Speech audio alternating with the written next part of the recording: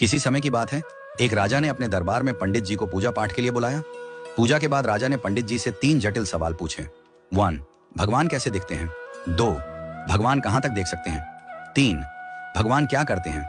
पंडित जी थोड़े सोच में पड़ गए और बोले, महाराज, इन सवालों के उत्तर देने के लिए मुझे थोड़ा समय चाहिए। राजा ने उन्हें 1 महीने का समय दिया। पंडित जी घर लौट आए, लेकिन कई दिनों तक उत्तर नहीं सूझा। उनकी परेशानी देखकर उनका बेटा बोला, पिताजी, आप क्यों चिंतित हैं?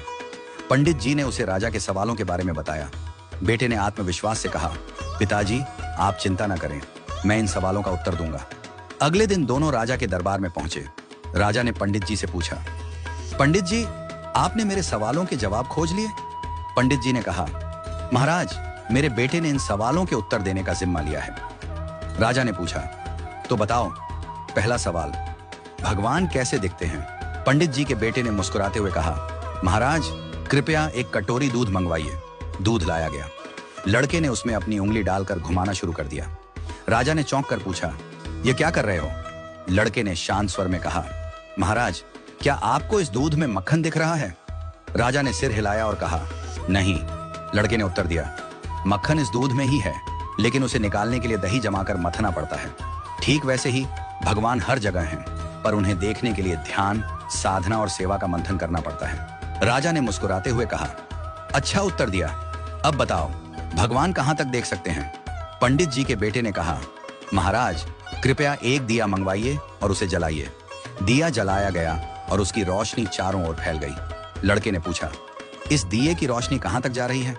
राजा ने कहा, यह तो पूरे कमरे में फैल रही है। लड़के ने उत्तर दिया, ठीक वैसे ही भगवान की दृष्टि की कोई सीमा नहीं है। जैसे इस दिए की रोशनी हर दिशा में फैलती है और सब कुछ देखती है, वैसे ही भगवान भी हर जगह सब कुछ देख सकते हैं। राजा ने संतुष्ट होकर कहा, बहुत अच्छा उत्तर दिया। अब बताओ, भगवान क्या करते हैं? पंडित जी के बेटे ने मुस्कुराते हुए कहा, महाराज, कृपया कुछ देर के लिए अपना सिंहासन मुझे दे दीजिए और आप नीचे बैठ जाइए।